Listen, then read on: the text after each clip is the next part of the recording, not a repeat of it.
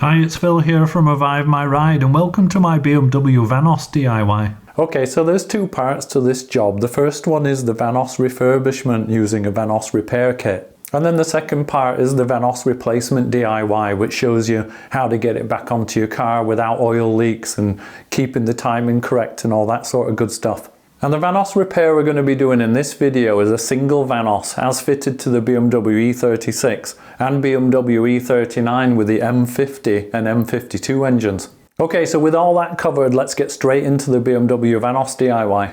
So we've got the Vanos off of the car and into the vise now, and these nuts can be a little bit tight, which is why we've held it in the vise, and these are just 10mm bolts, and of course there's 5 of them, so we're just going to go around and loosen those off and then spin them out, and then that front end comes off, which we'll show you in just a minute.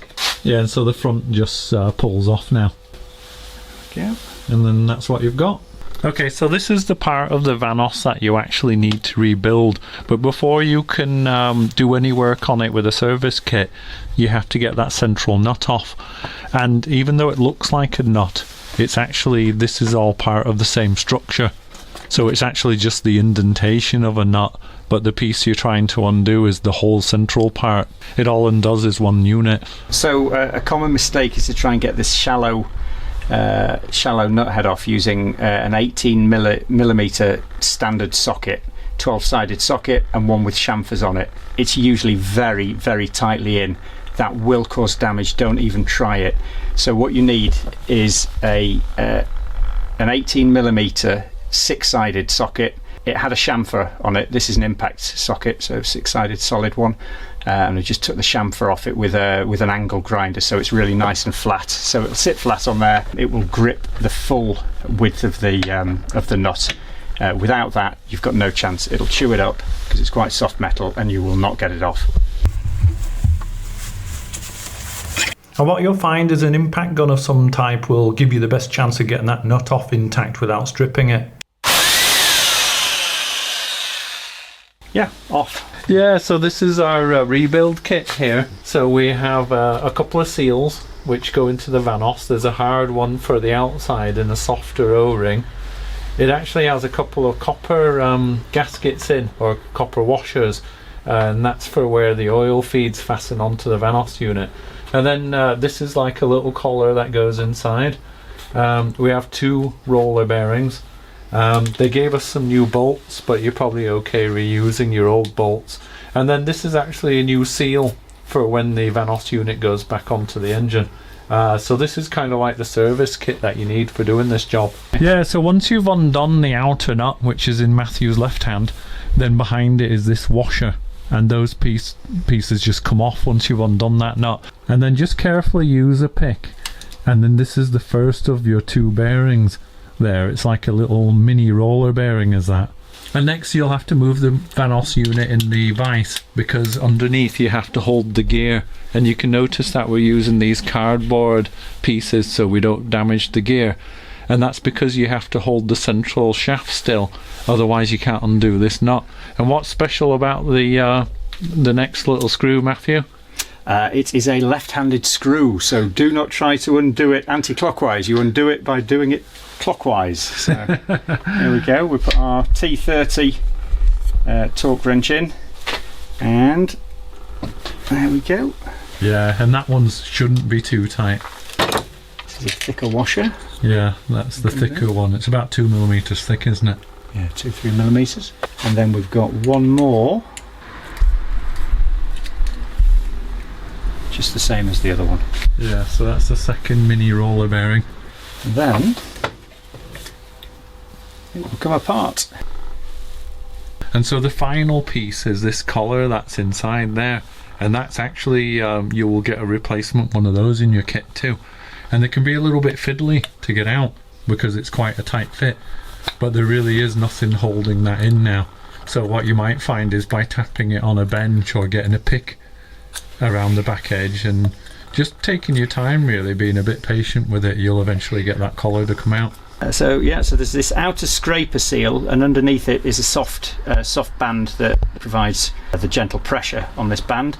But to get this out, you just need to ever so gently get something tight underneath it. It will inevitably snap as we take it out, I think, although I did warm this up slightly. So, well, there we go, it snapped. That's fine. It's fine because we're replacing this.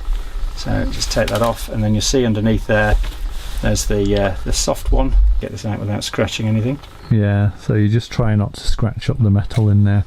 And Matthew's just using a pick, and you can sometimes just kind of push the pick into the side of the O-ring, and then that allows you to pull it out. There we go. No scratches, that's good. Replace that with the new one. Yeah, so this is like a little service kit, and it comes with a new inner O-ring, which is the soft one we mentioned. And you just have to put that in the race. And then we'll just show that water, Matthew. Oh, yeah. Yeah, so, and because it's a cold day, we've just got some warm water there in the outer seal because it's a bit harder as being in the warm water. And you have to be careful not to twist the seal because it's a square section, not an O-ring.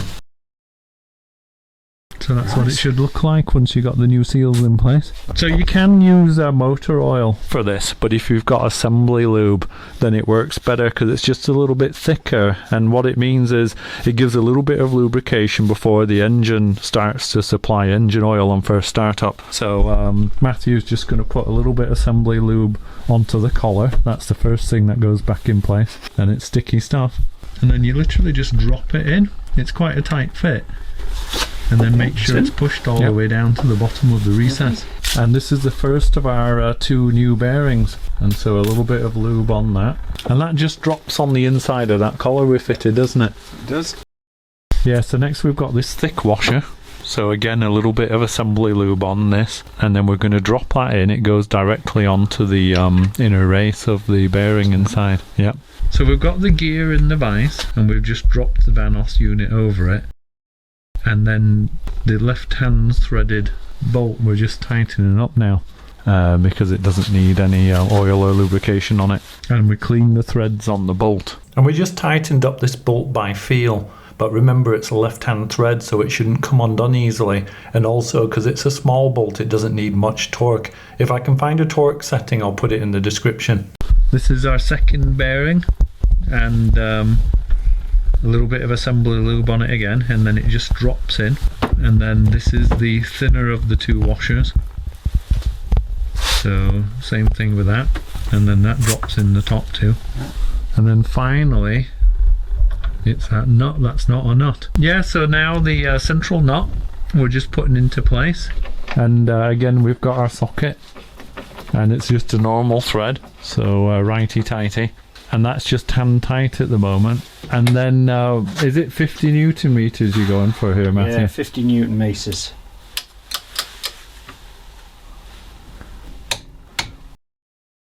So this is an old worn Vanos unit. And you can see all the rattle and play that's in it. And that's what we're hoping to take out with those new bearings. And so this is our new unit that we've installed. New bearings. Tiny amount, which I'm told you need. Yeah. Yeah, so we've just put plenty of assembly lube onto the outer seal and also to the cylinder wall inside. And then you just assemble that again, and it only goes on one way because that's where the screw holes are. And now we're just screwing all 6 of the bolts in place, just hand tight at this stage. Now we're going to tighten up all of the bolts with the torque wrench. We've set it to 10 Newton meters, and we're going to do a cross pattern, you know, top and then bottom and then left and the right, etc. And we're just putting a little bit of assembly lube onto the solenoid piston and just checking to make sure it works okay and it moves in and out easily.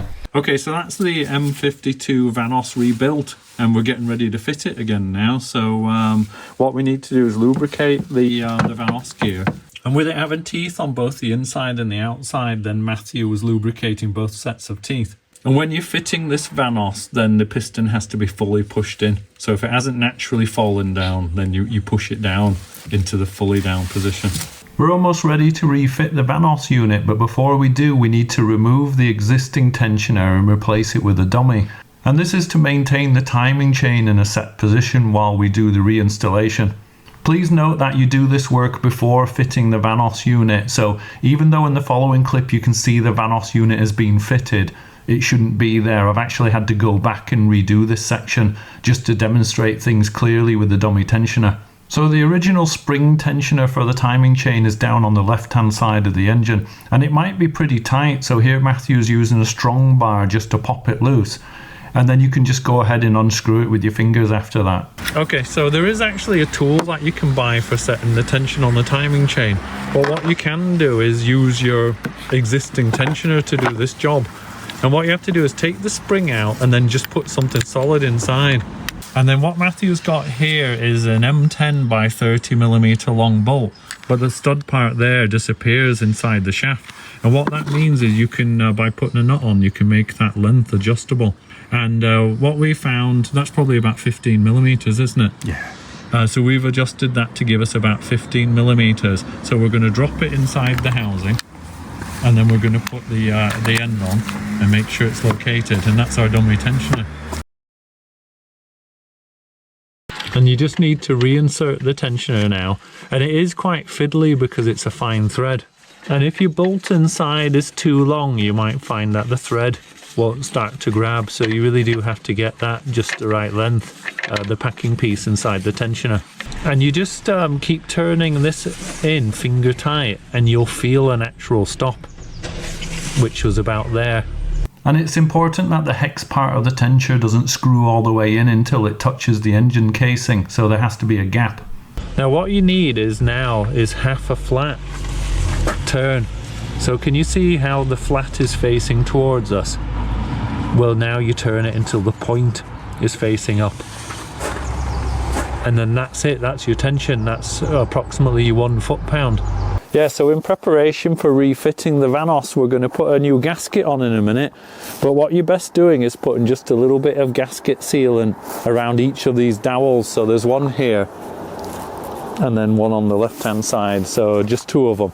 And so Matthew's just applying some, and then he's just going to wipe it round the dowel so it goes around the bottom edges as well. And it only has to be a thin bead of it, and it's just because the gasket could leak in this area just around the dowels, and you don't really want to take the Vanos all the way off again just because of a slight leak. And of course we made sure all of these sealing faces were nice and clean prior to fitting the new gasket. So you just need to pop that in place, you know, take your time with it and get it pushed onto each one of these studs. And then that little bit of sealant that you put onto the dowels left and right will actually help to hold it in place a little bit. So in preparation for the Vanos going in, you have to rotate the exhaust camshaft fully clockwise. So using that special tool that we used when we removed it. Okay, so we're just lifting the Vanos in place, and what you might have to do is just spin the Vanos gear just a little bit until you feel it start to engage, and then you can push it in just a little bit further. And what Matthew's going to do now is he's going to turn the exhaust camshaft anti-clockwise, and then that will allow the Vanos to be pushed in. But the critical thing is both of these things have to happen at the same time. If there's any kind of a delay here, then you have to do it again. Yeah. Now let me show you something that can go wrong. So the moment the Vanos unit has been pushed fully in and the exhaust camshaft has been turned counterclockwise, then both have to stop immediately at that point. It is possible to keep turning the exhaust camshaft, as you can see here. And if you do that, then your Vanos won't work correctly. And the car will still run, but you won't get the full benefit of the advanced timing. If you overturn the exhaust camshaft sprocket, or the Vanos gear doesn't engage straight away as you're fitting it, just remove the Vanos unit and try again and go back to 11 minutes 22 in this video. Okay, so we're just fastening the Vanos on now, and if you remember, there were these series of nuts that run all the way along the underneath. Now there's 2, I suppose they're bolts, they're like studs, threaded ones, and they go here, and then finally there's a final one round here. Just going to tighten up this stud, and it's the lifting eye one is this, and so the torque for this is 22, and it's a 13mm socket for that. The lifting eye goes on here, and it can be quite tricky to fit, so we're just going to show you that now. And what we found is if you take these little 2 blanks out, it makes it easier to get that lifting eye bracket over. So there's a little bit of a knack to it, as you just saw, but we found that with these out, it was just a little bit easier. And then the bottom bolt is just down here, and that's 22 Newton meters as well. So at the moment we've got these all finger tight, but now Matthew's going to torque them, and the torque is 10 Newton meters, and he's going to do a pattern. So he's done the far corner, and now he'll move to a bolt that's a bit further along. Yeah, that one there. So that one's kind of in the middle. So get that to 10 Newton meters.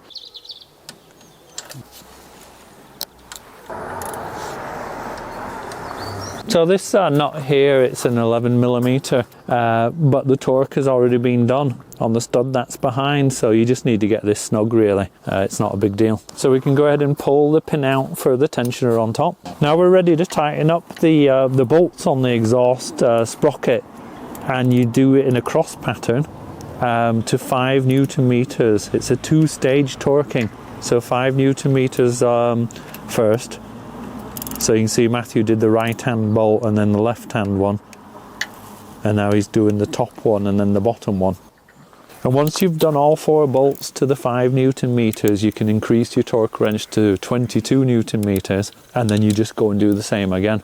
Okay, now we don't need the access anymore to get to those bottom 2 bolts, so we're just going to pop the blanks in. The torque for this on the BMW manual is 50 Newton meters, but it seems a bit much. And so a lot of people who do this job go for 40 instead, and so that's what we're doing. Yeah, so if you used a dummy tensioner or the BMW tool, then at this stage you're going to want to remove it. So Matthew's just reaching in there with his socket, and he's just loosening out that dummy tensioner that we put in. And now the original true tensioner, or if you had a bolt or washers in the dummy to make it a dummy, put the spring back in and then you screw this back in again now. And it's quite a fine thread on this tensioner, so you might find it's a little tricky getting it started. You know, it's more important that it's really square when you start screwing it in, but you'll get there if you persevere. Just try not to damage the thread.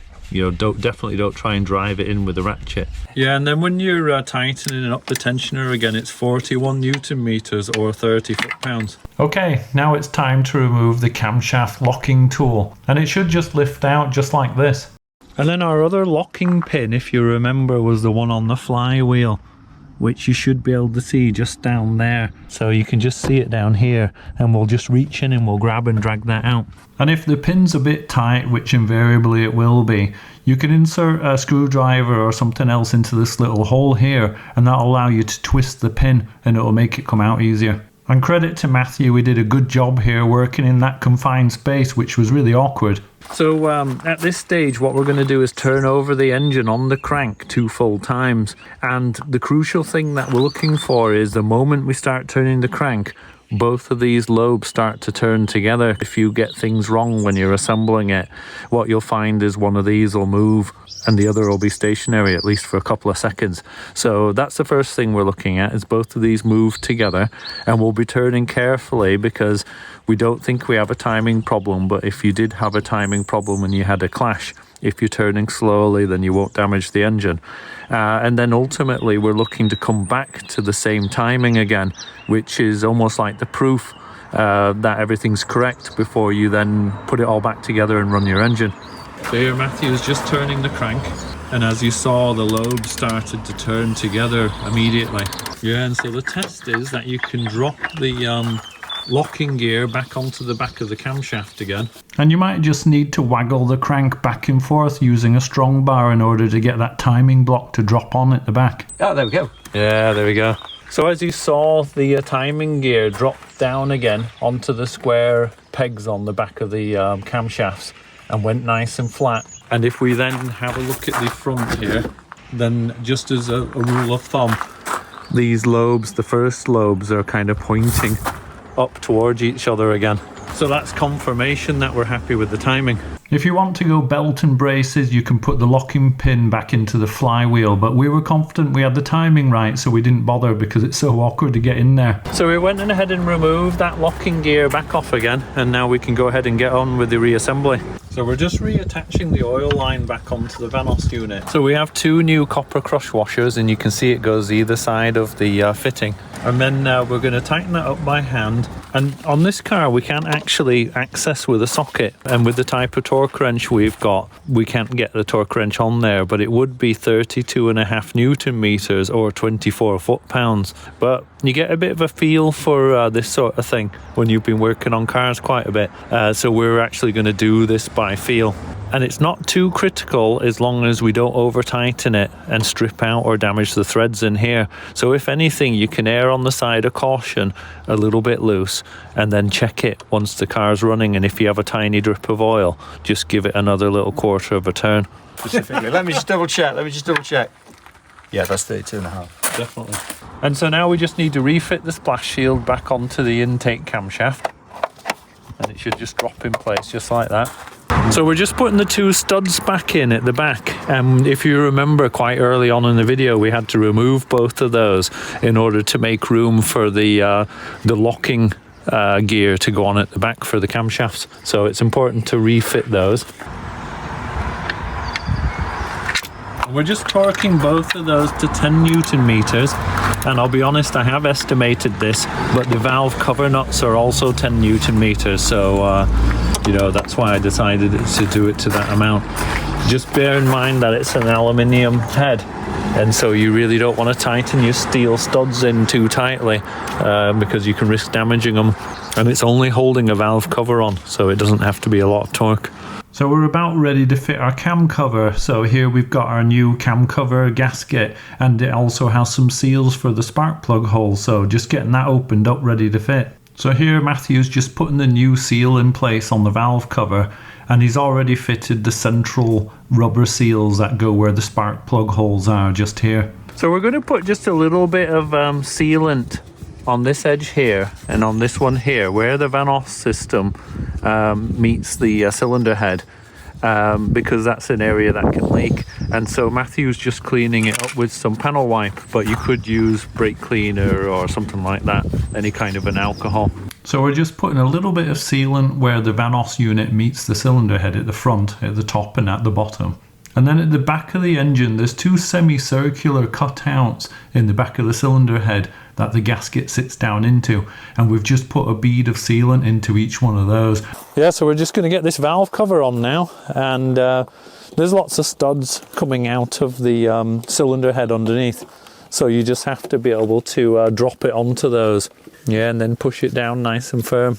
So it may seem like a long time ago, but now we're putting all of these nuts that are around all the outside edges, but at the moment they're just going in hand tight until we have them all in. Now we're going to start torquing down all these bolts to 10 Newton meters, and that's 89 inch-pounds. And we're just doing a cross pattern, so we started off at the back right, now Matthew's doing the front left. Then he'll move to front right, and then he'll go across to the back left. There's lots of different ways of doing this. Some people start with a cross pattern in the middle, but the key thing is you're trying to get this valve cover down evenly and the gasket compressed evenly, so however you think is best to do that. I'm just going to quickly go around and check all these filled. Yeah, it's good practice. Yeah, so now we've torqued them all, as Matthew just said. It's always a good idea just to go around and check that they're to the right torque. Sometimes, you know, your mind's not on it and you miss one or whatever. And also sometimes the torques can change slightly as you've tightened up one. Another one you find you need a little bit more. Yeah, so next up we've got the 4 nuts with studs on, and they have a little rubber gasket around them, and Matthew's going to install them now, but there's one there, one there, one there, and then one at the back. Yeah, so we're just going to torque each one of those up to 10 Newton meters as well. So we're just putting this small earthing strap on. It goes onto the end stud, and there's just an extra little nut that holds that on. So you can just see it there. And then the same thing at the back of the engine. Okay, so there it is there. And then we're just putting this final wire onto here. So again, it's another one of the studs, and there's just a small nut that goes on that holds that in place. Okay, so there you go. Yeah, so we're just going to get this plug back in, and that's the one that gives the power to the coil packs. And as you screw the collar, it pulls the plug in. So now we've just got all of our coil packs to put back in place. And it's quite a fiddly electrical connector on these. There's a little metal collar that you lift up, then you push the electrical plug in, and then you snap the collar down once it's fully pushed in.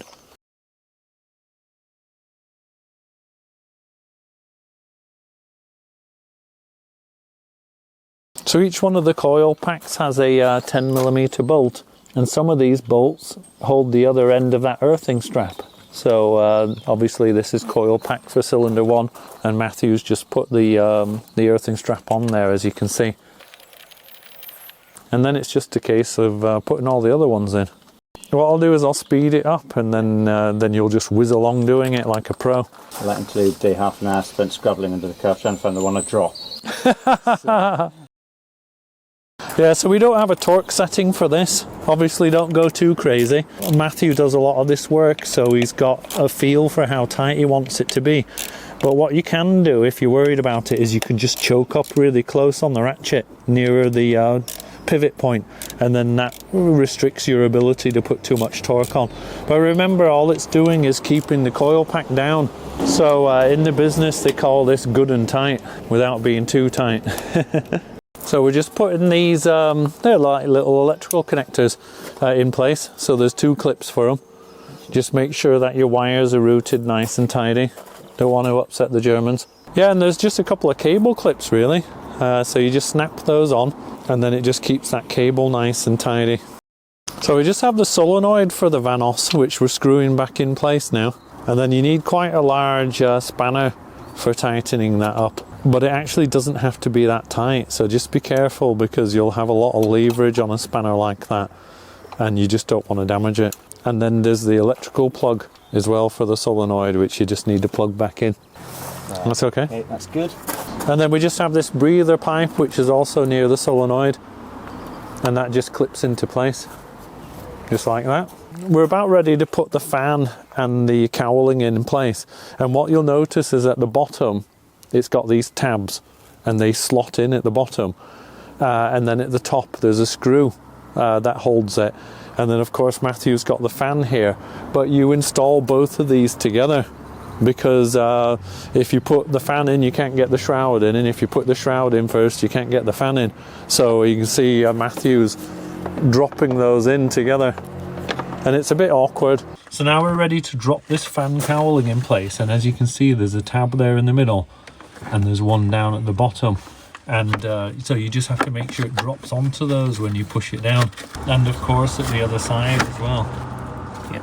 And once you've got it how you want it, there's a couple of plastic fittings that go in from the back that hold that.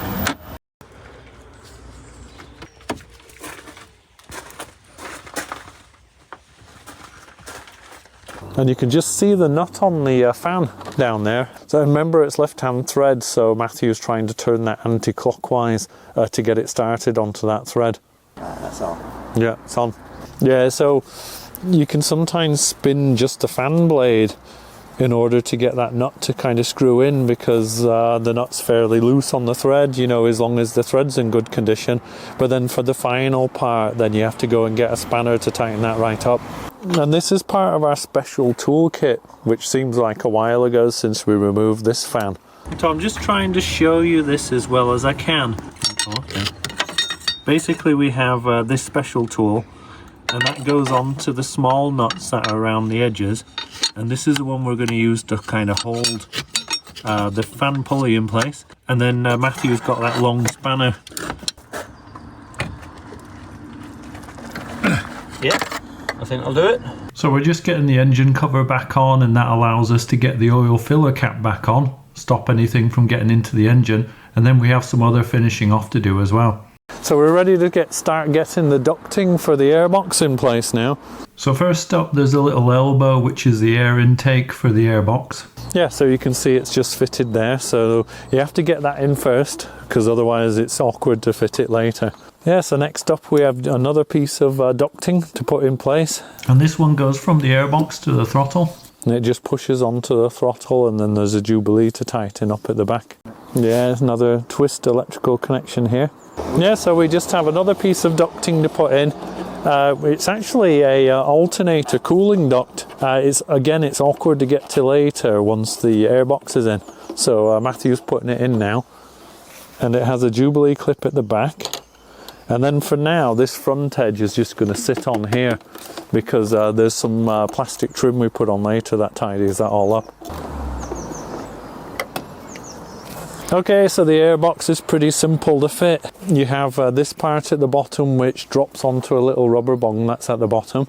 And then you have these two nuts here, and there's a couple of brackets near this alarm siren for them. And then of course you have to make sure that you're connecting back up your air connectings as you're doing it. So just a few things to juggle. But Matthew's an old pro, so we're in safe hands. So it can be a bit awkward because you're trying to get the connection at the front and then the connection at the back and drop onto those fasteners at the same time.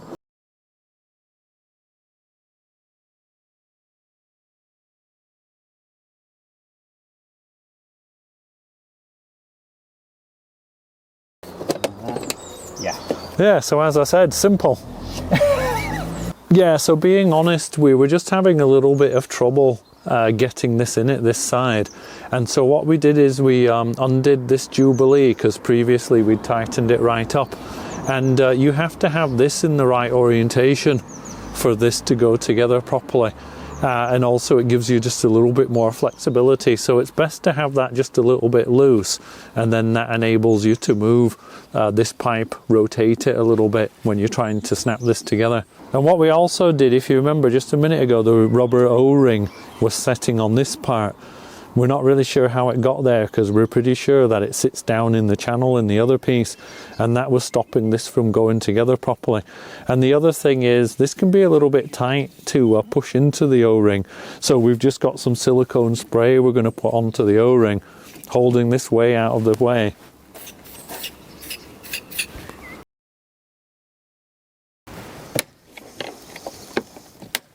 Yeah, so we just have this front trim to put back in. So Matthew's just putting it onto the ducting which goes to the alternator. There's just a few screws that you have to line up, so pushing it down into place.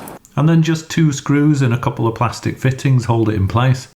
Okay, so do you remember the little blue plug that got all chewed up when we were removing it? It's the access to the flywheel for putting a locking pin in. Well, it's not blue, but this is the replacement plug. And what Matthew's done is he's put a little ring on it there, because what we found is it was really hard to pull out. And what we're hoping, if somebody or us, you know, we need to remove it again, that'll make it easier.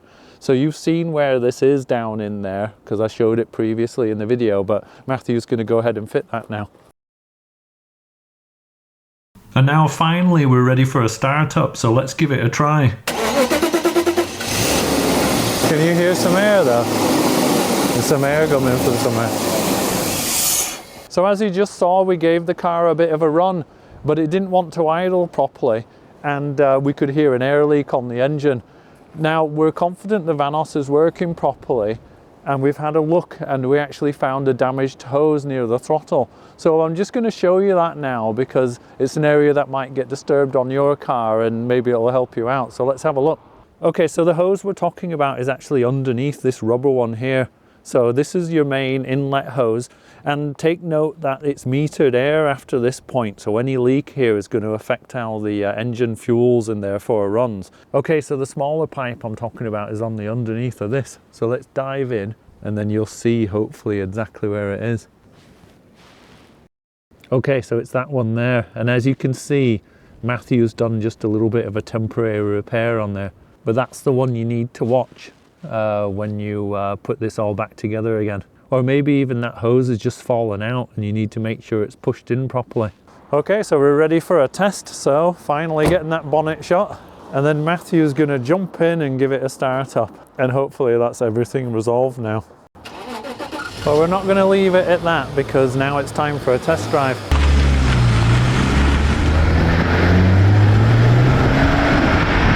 So we're just out for a test drive because, as you know, Vanos only comes alive higher up the rev range. So starting it up was one thing, and that was a big improvement for us because our Vanos was stuck on. So our problem was that it wouldn't run properly at lower RPMs. But if your Vanos is not working and it's the opposite, where it's the top end that has no power, then of course you need a test drive. So that's what we're doing now. So 2,000 revs, 30 miles an hour, third gear like last time. Let's see how it picks up. Yeah, it's picking up way more. Yeah, that's up to 60 already. Felt nice, didn't it? Yeah, it felt good, yeah. The Vanos is working and Matthew's looking pretty happy. Time for some high fives. Okay, so that's it. So as you saw, our engine's now running sweet as a nut and Matthew's delighted with it. So that's Vanos Repair. You've seen the removal, the refurbishment and the refitting of the entire unit on the BMW M52 engine. I hope that you liked this video and it helped you fix your car, and if it did, then please give me a thumbs up and maybe let me know in the comments. And if you want to see more content just like this, then please consider subscribing, and hopefully I'll see you in the next video. Thanks for watching, see you next time. Oops, God, that was not the best display of mechanicking. Phil, let me just redo that. Oh, I'll edit and make you look good. Will you? You sure? Right? And you'll need a 32mm socket for this, and quite big muscles. Yeah, off. Remarkably quick, wasn't it? Well, it includes these bolts. What's the bloody point of giving me bolts? I really don't know, but there we go. And then we're just going to put some sealant, if it'll come out of the tube. Jeez, what's wrong with it? Sometimes I do 10 takes. I get it wrong that many times. And it makes it into the bloopers sometimes.